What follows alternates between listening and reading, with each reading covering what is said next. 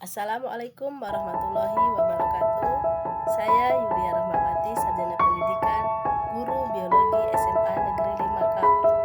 Saya akan menampilkan materi tentang klasifikasi makhluk hidup, biologi kelas 10 fase E. Selamat menyaksikan. Pengertian klasifikasi makhluk hidup. Sistem klasifikasi disebut juga dengan taksonomi. Taksonomi pertama kali dikenalkan oleh Carolus Linnaeus dan dikenal sebagai Bapak Taksonomi. Taksonomi merupakan pengelompokan makhluk hidup ke dalam tingkatan takson berdasarkan persamaan ciri dari makhluk hidup. Tujuan dan manfaat klasifikasi. 1. Untuk mempermudah, mengenali, membandingkan, dan mempelajari makhluk hidup. 2.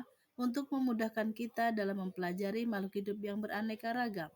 3. Untuk mengetahui hubungan kekerabatan antara makhluk hidup satu dengan yang lainnya. Sistem klasifikasi dapat dibedakan berdasarkan cara dan tujuannya, antara lain 1. Sistem klasifikasi buatan.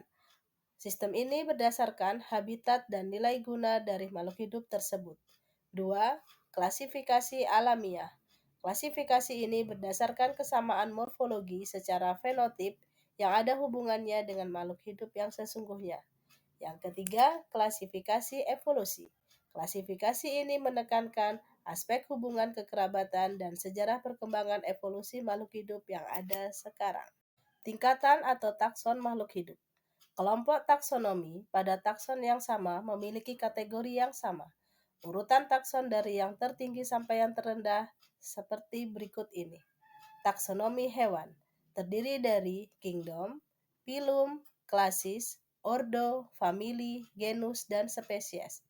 Sedangkan takson tumbuhan terdiri dari kingdom, phylum, klasis, ordo, famili, genus, dan spesies. Setelah mengenal beberapa tingkatan takson baik pada hewan dan tumbuhan, mari kita bahas satu persatu pengertian dari tingkat takson. Untuk yang pertama adalah kingdom. Kingdom yaitu merupakan tingkat takson tertinggi dari dunia hewan maupun dunia tumbuhan, di mana jumlah takson ini memiliki populasi paling banyak dibandingkan tingkat takson yang lainnya. Sedangkan phylum atau divisi, phylum dikenal untuk kelompok hewan, sedangkan divisi dikenal untuk kelompok tumbuhan.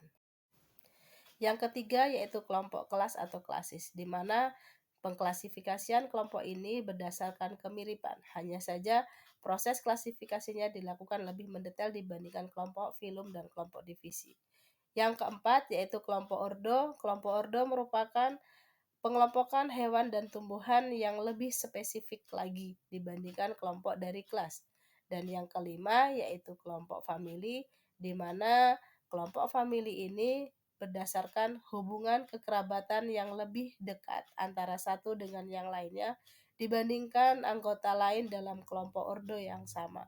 Dan hubungan ini biasanya berdasarkan karena evolusi dari nenek moyang sehingga memiliki sifat karakteristik yang sama dengan induknya.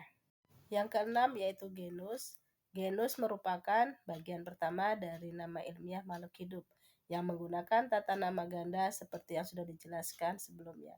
Sebagai contoh, nama ilmiah di singa yaitu Panthera leo, sedangkan harimau adalah Panthera tigris, di mana Panthera merupakan nama genus dari kelompok harimau dan juga singa.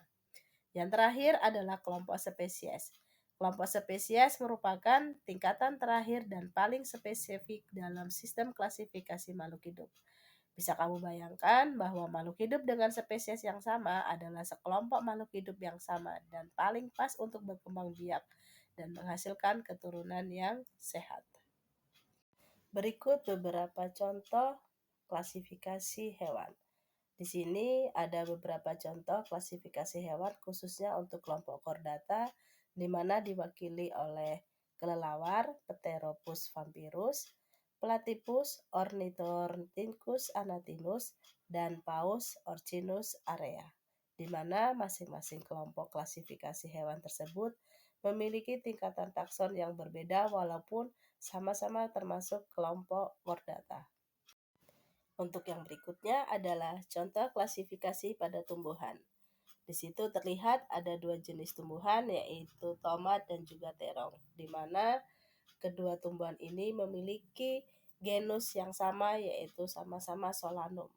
Tomat Solanum lycopersicum, sedangkan terong diwakili oleh Solanum melongena. Jadi, kedua tumbuhan tersebut memiliki tingkat kekerabatan yang paling dekat, yaitu kelompok genus bernama Solanum.